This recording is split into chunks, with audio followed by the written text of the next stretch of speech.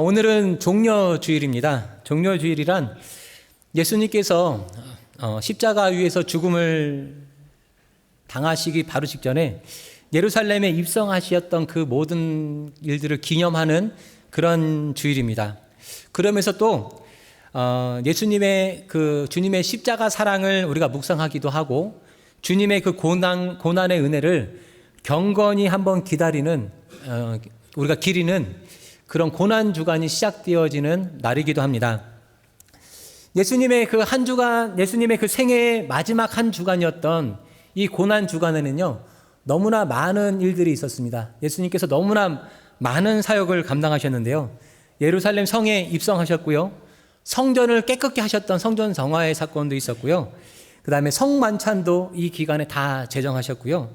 겟세마네 동산에서 기도하셨고, 또한 체포당하셔서 고문당하시고 신문당하시고 십자가 상에서 죽으시고 또한 장례를 치르기까지 예수님의 그 구속사역의 모든 절정을 이루는 주가 다음 한 주간입니다. 우리 성도님들께서도 기도로 예수님의 그 은혜 또 고난 이렇게 한번 기도로 은혜를 한번 묵상하고 기리는 그런 시간이 되어지기를 축원합니다. 오늘 본문은요, 예수님께서 그 모든 사역을 다 안성하시기 직전에 예루살렘에 입성하시기 바로 직전에 있었던 사건입니다. 그 사건의 내용이 뭐냐면, 한 여자가 식사를 하시는 예수님께로 나와서 머리에 아주 귀한 향유를 부어드렸다라고 하는 것이 내용이고요. 마태복음 26장과 요한복음 12장에도 똑같은 내용이 나와 있어서 마태복음과 요한복음을 함께 읽으면 더 자세히 정확하게 이해할 수 있습니다. 그 내용을 한번 살펴보면, 예수님께서 베다니에 살고 있는 한 나병 환자의 집에 들어가셨는데 그의 이름이 시몬이다 라고 성경은 말씀하고 계십니다. 그런데 잘 생각해보면 나병 환자는 사람들 속에 섞여 살 수 없거든요. 그런 무슨 의미냐면, 이 시몬은 과거에 나병을 갖고 있던 사람입니다. 우리가 말하는 한센병으로 인하여서 고통 가운데 있었던 사람인데, 예수님의 은혜로 나음을 입고 이제는 일상의 삶으로 가족들의 품으로 돌아와서 일상의 삶을 살게 된, 주님으로부터 은혜를 입게 된 사람이었다라고 하는 겁니다. 아마 이 시몬이요, 주님으로부터 이런 은혜를 받았기 때문에 주님을 집으로 모셔서 극진히 아마 잘 대접하려고 했던 것 같습니다. 그런데 이 베다니는요, 시몬이 살고 있던 이 베다니는요, 작은 동네입니다. 근데 이 작은 동네에 또 누가 살고 있었냐면 나사로와 마르다, 마리아, 이 세 명의 남매가 이 베다니에 살고 있었다라고 하는 것입니다. 이 작은 동네에 예수님이 오셨다는 소식을 듣고 이 나사로, 마르다, 마리아가요, 가만히 있을 리가 없습니다. 그냥 넘어갈 리가 없습니다. 그래서 요한복음을 보면 마르다는 그곳에서 예수님에게 식사를 대접하기 위해서, 섬기기 위하여서 마르다는 열심히 일을 하였고, 나사로는 예수님과 식탁에 앉아서 교제를 나누고 예수님을 섬겼고, 또한 오늘 본문에 예수님의 머리에 향유를 부었던 이 마리아는 주님 앞에 나와서 그 귀한 향유로 예수님의 머리에 부어드렸다라고 합니다. 마리아는요, 자기 소유의 아주 비싼 향유 한 옥합을 가지고 나와서, 나드향이 들어있는 한 옥합을 가지고 나와서 이것을 깨트려서 예수님의 머리에 부어드렸는데, 이 향유의 가치가 300데나리온입니다. 아마 성인 남자가 하루 일하면 한 데나리온이기 때문에 300데나리온, 성인 남자가 1년 동안 열심히 일해도 겨우 벌 수 있을까 말까 하는 이런 귀한 이 향유를 예수님께 부어드렸다라고 하는 것입니다. 그 당시 마리아가 어떻게 해서 이 귀한 향유를 가질 수 있었을까? 어떤 글에는 어떻게 써 있냐면요, 성경에 보면 나사로와 마르다, 마리아 이 자매들에 대한 이야기가 상당히 많이 나오는데, 그들의 그 가족이나 그들의 부모에 대해서는 한 번도 나오지 않는 것을 봤을 때, 아마 그들의 부모는 일찍 돌아가시고, 이 부모가 일찍 돌아가시는 가정에 남녀 차별이 심하던 그때에 뒤에 남겨질 그 딸들을 위해서 부모가 유산으로, 어떻게 보면 결혼 지참금으로 남겨주었을 것이다 라고 말하는 어떤 주석에 써 있는 글을 본 적이 있습니다. 이 향유는요, 이 나드향은 보통 인도에서 수입되는 것으로 고가의 제품이고 멀리서부터 수입돼서 와야 되기 때문에 돈이 있어도 쉽게 살 수 없는 희소성이 있는 그런 물건이었습니다. 그리고 너무나 잘 아는 이야기겠지만 오늘날의 향수와 다르게 딱 밀봉이 되어 있습니다. 향이 날아가면 소용이 없으니까 쓰기 직전까지 향이 날아가지 말라고 딱 밀봉이 되어 있기 때문에 한번 이 뚜껑을, 밀랍되어 있는 이 뚜껑을 깨부시면 향이 날아가서 다시는 사용할 수 없는 어떤 그런 물건이었습니다. 그런데 이 마리아는요, 주저함 없이 기꺼이 주님 앞에 나와서 아낌없이 예수님의 머리에도 부었고, 요한복음에 보면 예수님의 다리에까지도 부었다라고 이렇게 말하고, 하나도 남김없이 그 모든 그 비싼 향유를 부어드리고 자신의 머리칼로 예수님의 발을 닦아드렸다라고 성경은 말씀하고 있습니다. 야, 우리는 이 말씀을 들으면요, 참 귀하구나, 참 감동스럽구나, 마리아가 왜 그랬을까? 라고 이렇게 감동스럽게 생각하고 있을 때 오늘 성경 말씀 4절에 보니까요, 어떤 사람들은 반대의 반응을 보입니다. 화를 내어서 말하되 어찌하여 이 향유를 낭비하느냐라고 말하였다고 합니다. 성경의 요한복음에 보니까 이 한 사람을 가룟 유다가 그렇게 말을 했다라고 저희들에게 말씀해 주시고요. 이 유다는 말하기를, 야, 그 향유를 한 300데나리온에 팔면 많은 가난한 사람들을 나눠주고 많은 가난한 사람들을 도와줄 수 있는데 너는 왜 쓸데없이 아깝게 그것을 허비하느냐라고 말을 하면서 이 마리아를 책망했다라고 하는 것입니다. 그러면서 6절에는 뭐라고 말하냐면요, 유다가 이렇게 마리아를 책망했던 그 이유는 실제로 그가 가난한 사람들을 돕기 위해서, 가난한 사람들을 돕기 위한 그 기회를 잃어버렸기 때문이 아니라 사실은 그는 돈깨를 맡고 있는 자인데 거기에 있는 것을 훔쳐가는 자였기 때문에 이렇게 말을 했다라고 하는 겁니다.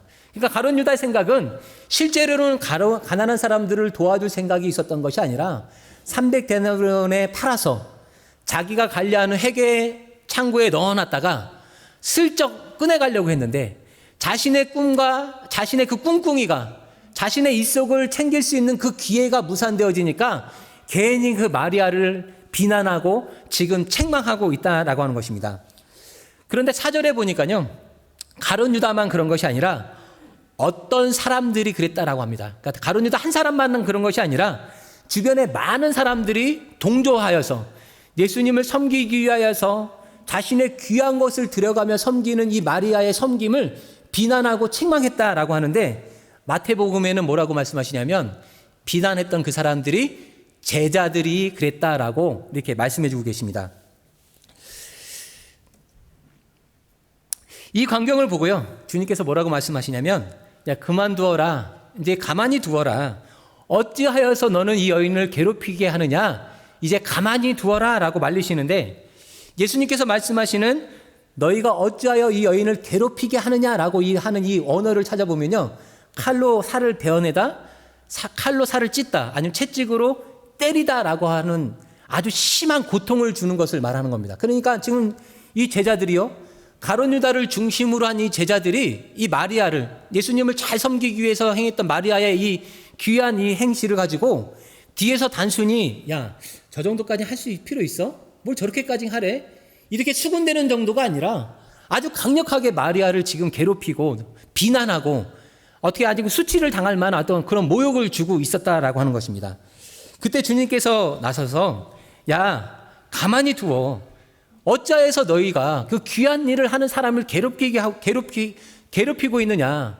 이 여인이 나에게 하는 것은 나에게 좋은 일을 하고 있다라고 이렇게 말씀하시면서 많은 이들이 마리아를 비방하고 괴롭힐 때 예수님께서 그녀의 그 편에 서서 그녀를 위로해 주시고 그녀의 보호막이 되어주셨다라고 하는 것입니다. 그러면서 또 말씀하시기를, 야, 가난한 사람들은 항상 너희 곁에 있으니까 너희가 진짜로 가난한 자를 도우려고 한다면 언제든지 할 수 있어. 그런데 나는 너희와 영원히 함께 있는 것이 아니니까 섬길 수 있는 기회가 있을 때, 올바로 섬길 수 있는 기회가 있을 때 그 기회를 놓치지 말고 기회가 있을 때 예수님을 섬겨야 된다. 어떠한 이유로든 예수님을 섬기고 하나님을 섬기는 그 일에 이유와 핑계가 돼서는 안 된다라고 저희들에게 이렇게 말씀해 주고 계십니다. 그러면서 예수님께서 9절에 뭐라고 말씀하시냐면요. 내가 진실로 진실로 너희에게 이르노니 온 천하에 어디에서든지 복음이 전파되는 곳에는 이 여자가 행한 이 일도 반드시 함께 전하여 이 여인과 이 여인이 행했던 이 일들을 기억해야 된다, 기념해야 된다라고 이렇게 말씀하십니다. 아주 중요한 이야기입니다. 앞으로 제자들이 이제 예수님을 대신하여서 복음을 전해야 되는데 복음을 바로 전해야 되고 복음을 전하면서 또 반드시 함께 가르쳐야 될 믿음의 모습이 있는데 그것은 한 여인이 많은 사람으로부터 오해를 받아서 비난당하고 어떤 책망을 당함에도 불구하고 얼마나 주님을 기쁘시게 했는지, 주님을 좋게 하시기 위해서 얼마나 열심히 섬기기 위해서 행했던 이 모든 것들을, 이 여인이 주님께 행했던 그 모든 것들을 반드시 꼭 기록해서 복음과 함께 전해야 된다라고 예수님께서 이렇게 말씀하셨습니다. 쉽게 말하면, 다시 한번 풀어서 말하면요, 너희는 복음도 믿어야 되고 마리아가 행했던 이것처럼 너희들도 행할 수 있는 믿음이 있어야 된다, 이렇게 말씀하는 겁니다. 다음 복음을 전하는 자들에게 뭐라고 말씀하시냐면, 야, 너희는 복음도 전해야 되고 복음 전하는 것 플러스 복음을 받아들이는 이들이 일상의 삶 가운데서 어떻게 행해야 되는지, 어떻게 하나님을 섬기고 어떻게 하나님을 기쁘게 해야 되는지 가르쳐야 할 것도 있다라고 말씀하시는 겁니다. 복음을 받아들이는 우리들에게는 뭐라고 하시냐면, 너는 복음을 듣고 복음을 믿어야 돼. 그리고 너희가 복음을 믿는다고 한다면 그것으로 끊는 것이 아니라 이 여인이 행했던 것처럼 예수님 앞에 행해야 될 것도 있다라고 저희들에게 지금 말씀하고 계신다라고 하는 겁니다. 오늘 말씀의 제목이 뭔지 아십니까? 한번 주부 한번 보실까요? 오늘 말씀 제목이 뭐죠? 네, 어찌 허비하는가 하여도. 참 이상하죠. 마리아는 도대체 왜 이렇게까지 하였을까요? 누군가의 눈에 볼 때는 이게 너무나 가한 일이고, 누군가 보기에는 허비하는 일이고, 누군가 보기에는 왜 쓸데없이 낭비하는 것 같은 이렇게 가한 일을 마리아는 주님 앞에 나와서 왜 했을까요? 주님을 섬기는 일에 왜 아낌없이 마리아가 이렇게 행했을까요? 마리아에게는요, 남다른 그 이유가 그 마음 가운데 있었기 때문입니다. 요한복음을 보면 마리아가 왜 이렇게까지 예수님을 섬겼는지 우리가 알 수가 있는데요. 요한복음 12장에 오늘 본문과 똑같은 말씀이 나오는데 바로 앞에 11장에 보면 이 나사로 집안에 큰 어려움이 있었습니다. 오빠 나사로가 병에 걸려서 죽게 되었습니다. 예수님께 이렇게 연락을 했음에도 불구하고, 예수님, 우리 오빠가 죽습니다. 당신이 사랑하는 당신의 친구 나사로가 죽습니다. 와서 좀 도와주세요라고 연락을 보냈음에도 불구하고 예수님께서는 보면 항상 나사로를 사랑하시는 것 같았고 이 가정에 특별한 애정을 이렇게 보이시는 것 같았거든요. 근데 나사로가 죽는다고 하는 그 말씀에 관심이 없는 듯한 그런 태도를 보이십니다. 얼른 발걸음을 옮기시는 것이 아니라 더디게 찾아가십니다. 요한복음 11장 4절 우리 한번 합독하시겠습니다. 요한복음 11장 4절입니다. 시작.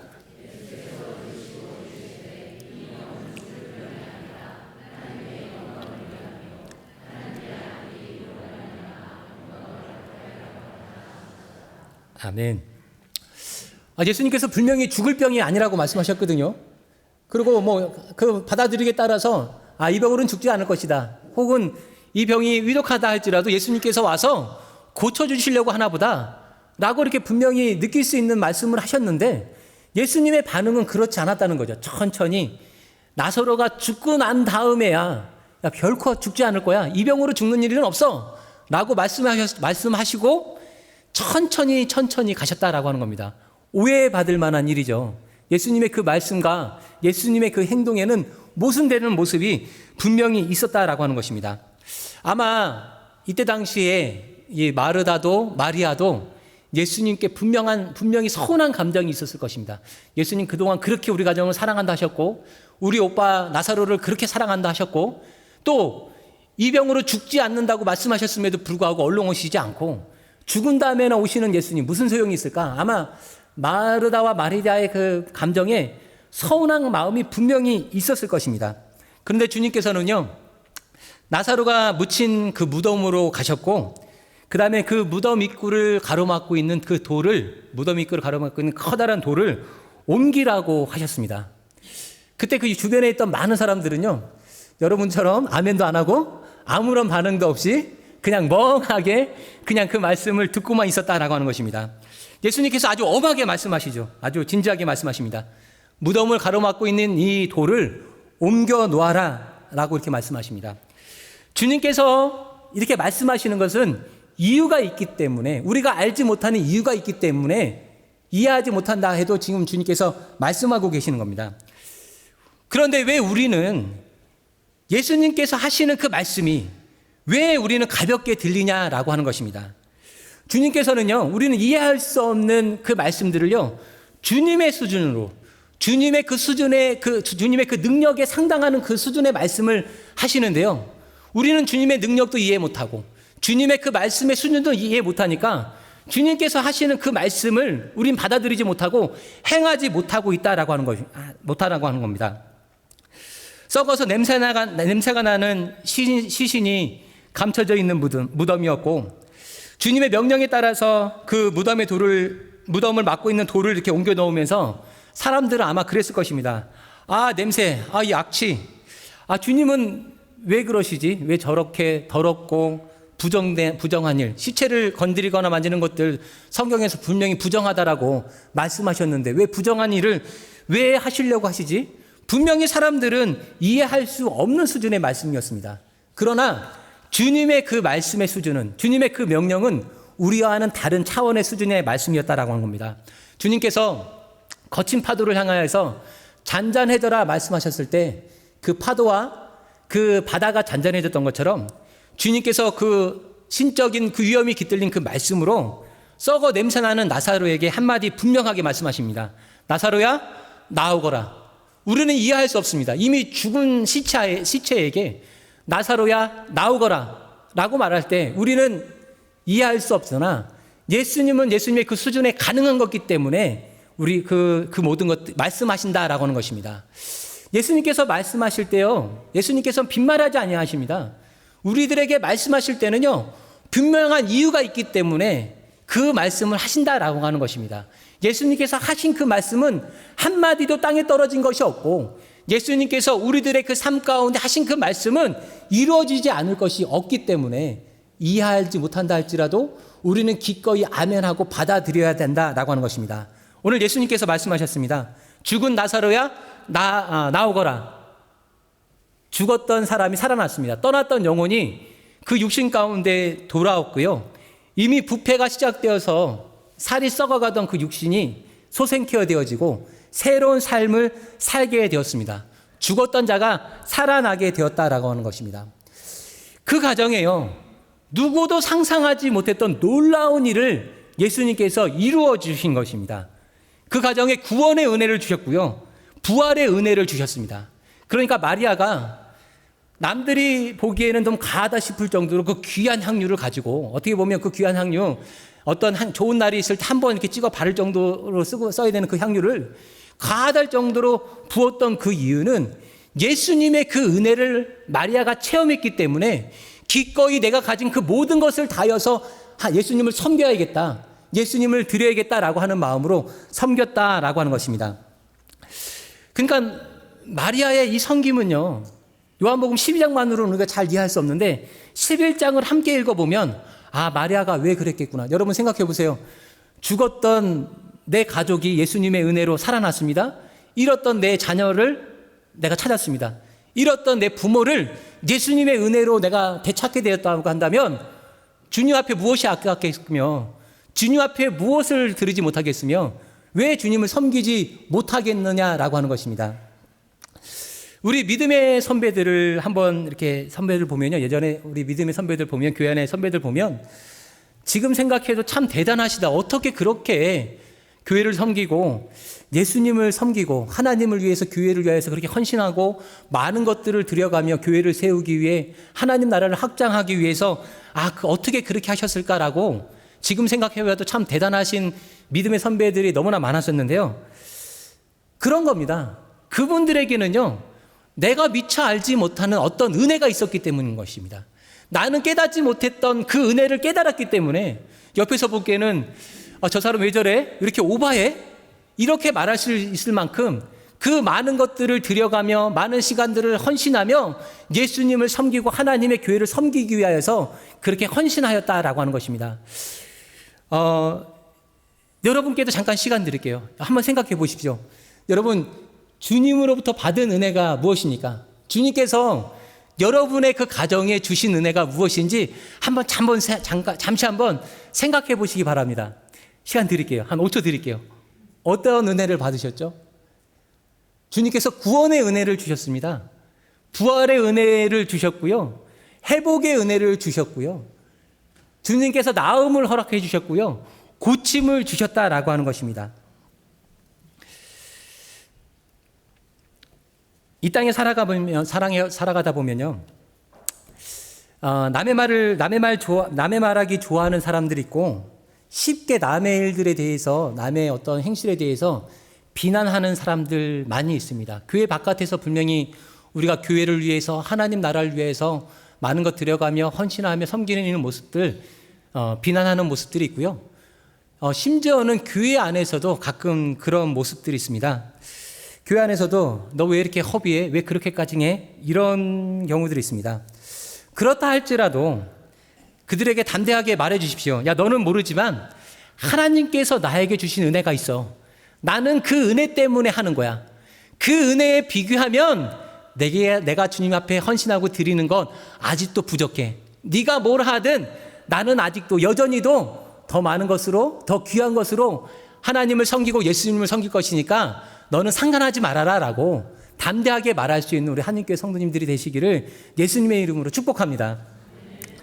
두 번째 이유는요, 마리아가 그렇게 가하다 싶을 정도로 예수님께 그 귀한 것을 드렸던 그 이유는 뭐냐면, 예수님께서 그 일이 예수님께 좋은 일이었다. 예수님께서 좋아하시는 일이었다. 예수님께서 기뻐하는 일이었기 때문에 마리아가 이렇게 드렸다라고 합니다. 우리 본문 6절 한번 합독하겠습니다. 6절. 예, 시작.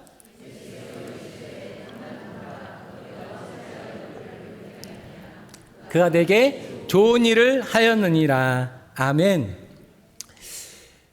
마리아가 행했던 그 일이요, 사람들 보기에는 허비하는 것 같고 가한 것 같았지만 예수님께서 그 일을 너무나 기뻐하셨다라고 말합니다.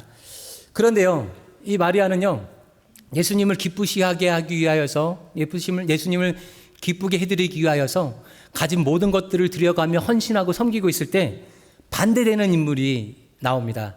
오늘 본문 너머에 10절 이후로 보면 나오는데요, 우리 본문 10절부터 11절 한번 합독하시겠습니다. 시작. 그 중에 하나, 가룟 유다가 예수를 넘겨주려고 대사장들에게 가매 그들이 듣고 기뻐하여 돈을 주기로 약속하니 유다가 예수를 어떻게 넘겨줄까 하고 그 기회를 찾더라. 아멘. 가룟 유다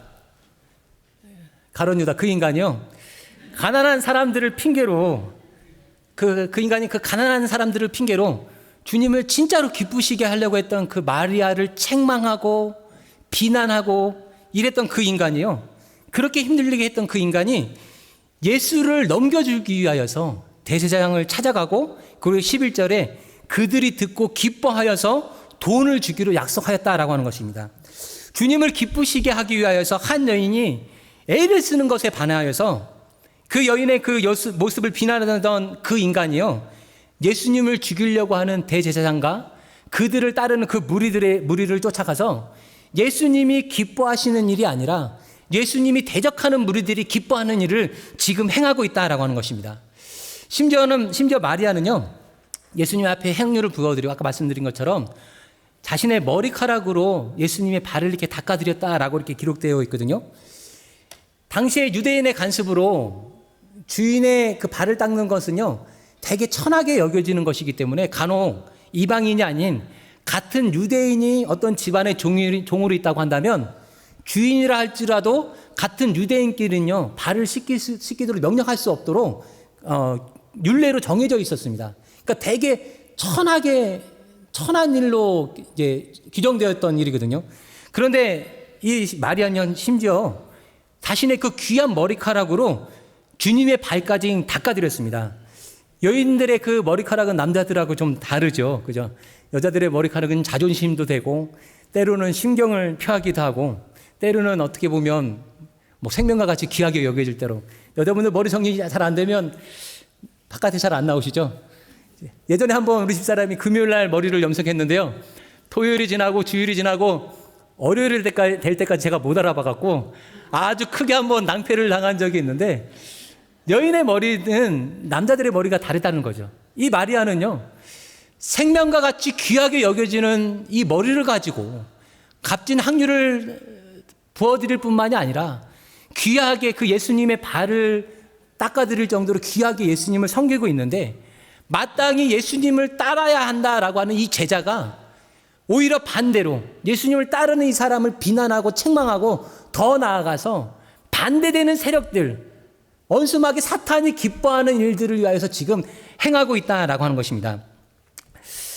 마리아는 주변의 그 사람들과 다르게 누군가는 허비한다라고 할 만큼, 왜 낭비하느냐 할 만큼 자신의 귀한 생명과 같은 머리카락까지도 들여가면서 주님을 섬기려고 했던 그 이유는 바로 예수님을, 하나님을 기쁘시게 하기 위하여서 이렇게 드렸다라고 하는 것입니다. 마리아 입장에서 그런 거죠. 야, 나는 주님께 귀한 은혜를 받은 사람이야. 귀한 은혜를 받은 자로서 내가 주님을 찾아가서라도, 주님이 멀리 있다라 할지라도 내가 쫓아가서라도 주님을 섬기고 주님을 기쁘시게 해야 되는데, 주님께서 마침 우리 동네에 찾아오셨네. 내가 이 기회를 어떻게 잃어버리겠어? 내가 이 기회를 어떻게 빼앗겨버리겠어? 나는 이 기회를 누군가에게 뺏기고 싶지 않아. 주님을 기쁘시게 하는 이 기회를 누군가에게 주고 싶지 않아. 내가 할 거야 라고 하는 그 마음으로 누군가는 보기에 가다고 싶을 정도로의 그 섬김으로, 헌신으로 주님 앞에 드리고 있다라고 하는 것입니다. 우리가 신앙생활을 하다 보면요, 참 이상한 경우 너무나 많습니다. 내가 남의 돈도 아니고 내 돈을 가지고, 내 꿈을 가지고, 이 귀한 것을 가지고 교회 안에서 하나님을 섬기고 예수님을 섬기고 주님을 기쁘시게 해드리기 위해서 열심히 하다 보면요, 자기는 그렇게 못하면 그냥 가만히 있으면 되는데요, 받은 은혜, 그 사람이 받은 그 은혜를 한번 잘 생각해 보면, 야, 저 사람은 나에게 더 많은 것으로 드리는 게 마땅할 것 같은데 라고 여겨지는 그 사람들이 반대한다는 겁니다. 야, 너 왜 그렇게까지 해? 너 그렇게까지 할 필요 있어? 라고 말한다라고 하는 겁니다. 그러면서 뭐라고 말하냐면, 야, 네가 그렇게 오버해서 하면, 네가 그 많은 것들 드리면, 네가 그렇게 열심히 섬기면 열심히 안 하는 내가 티가 나잖아. 그러니까 너 좀 적당히 해. 너 그거 조금만 해. 라고 하는 사람이 있다라고 하는 겁니다. 교회 안에서 그런 생각을 갖고 있는 사람들이 과연 진짜로 교회를 위해서 그들이 행하는 것들이 교회를 위한 것인지 하나님을 위한 것인지, 아니면 자신의 이익을 위하여서, 자신의 만족을 위해서 하는 것인지, 하나님께서 나에게 주신 은혜의 정도가 분명히 다르거든요. 하나님께서 나에게 주신 그 물질의 정도가 다르고 하나님께서 나에게 주신 은혜의 정도가 다릅니다. 그런데 어찌 하나님을 섬기는 일에 그와 내가 똑같을 수 있고, 너도 나와 같아야 된다라고 말할 수 있으며, 하나님께 받은 은혜가 남다른 은혜가 있는데 네가 요만큼 하니까 나도 요만큼만 하면 되지, 어찌 그렇게 할 수 있느냐라고 하는 것입니다. 주님께서요, 마리아는요, 다른 것 아니고 주님께 받은 은혜가 너무나 컸기 때문에, 그 은혜가 너무나 크니까 받은 은혜만큼 나도 주님을 기쁘시게 해드려야겠다는 마음으로 그 비싼 향유, 1년치 수입을 넘어가는 그 향유를 머리에도 부으시고 다리에도 부으고, 그 비천한 것 같은 머리로 그 발을 닦아드리며 이렇게 섬겼다라고 하는 것입니다. 우리 교회들이요, 주님께서 기뻐하시는 모습으로 다시 한번 부흥되고 다시 한번 세워지는 비결은 다른 것 아니고 이거 하나인 것 같습니다. 교회 바깥에서 또한 교회 안에 누군가가, 야, 왜 그렇게까지 해?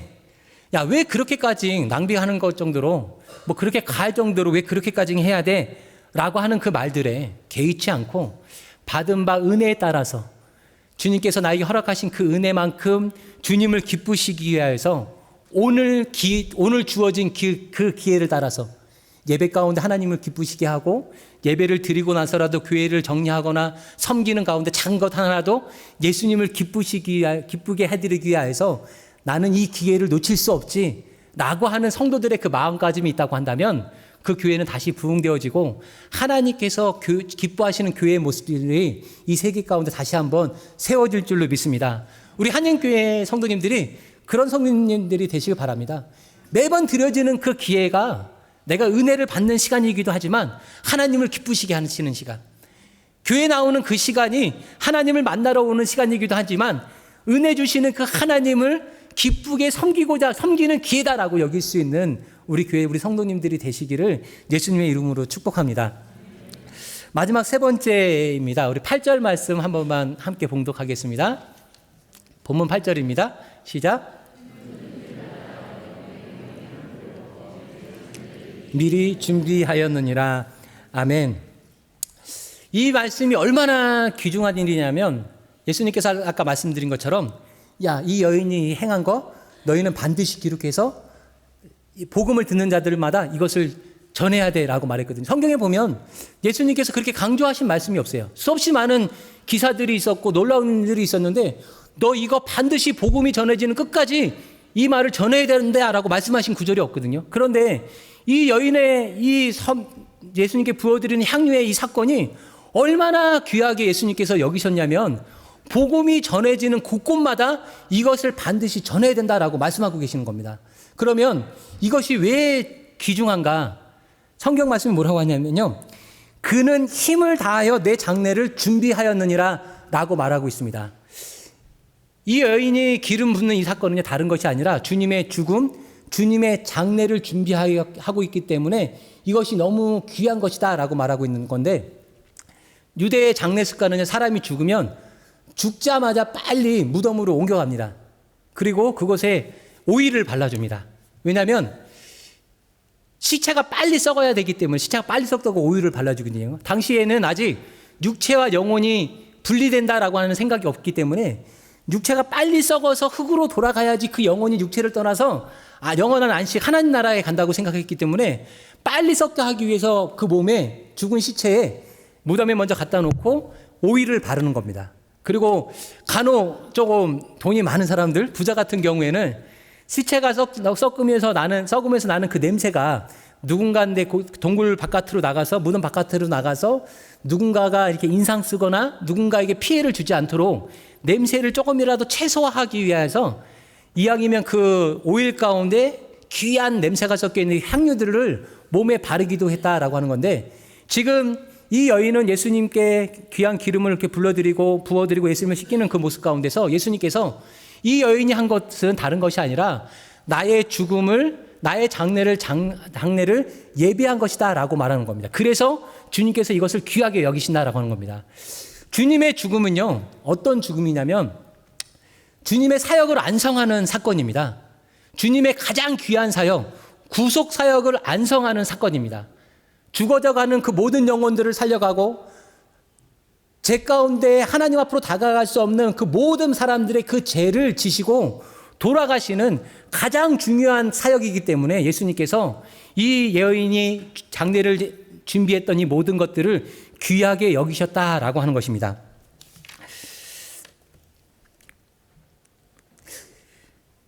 주님께서 이 땅에 오신 가장 중요한 목적은 다른 것이 아니고 구속사역입니다. 우리들을 구원하시고 죄인들을 구원하시고 하나님 앞으로 나아갈 수 없는 그 주님의 백성들을 구원하기 위하여서 하나님께로 인도하기 위하여서 오셨다라고 하는 것입니다. 주님의 그 사역의 핵심은 구속사역이다라고 하는 것입니다.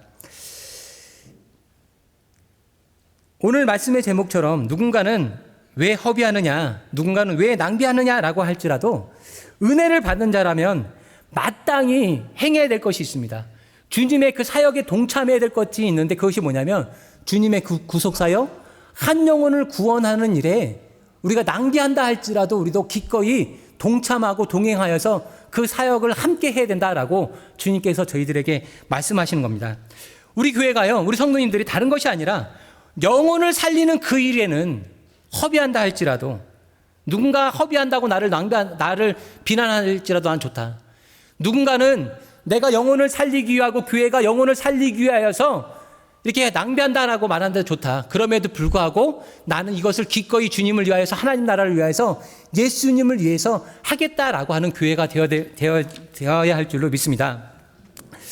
누군가는 그러죠. 권사님, 집사님, 장로님, 성도님, 왜 그렇게까지 하십니까? 무엇 때문에 그렇게 하십니까?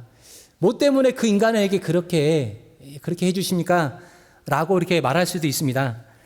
그런데 여러분, 우리가 한 사람을 구원하는 도구가 되기 위해서는요, 자존심도 꺾어야 할 줄로 믿습니다.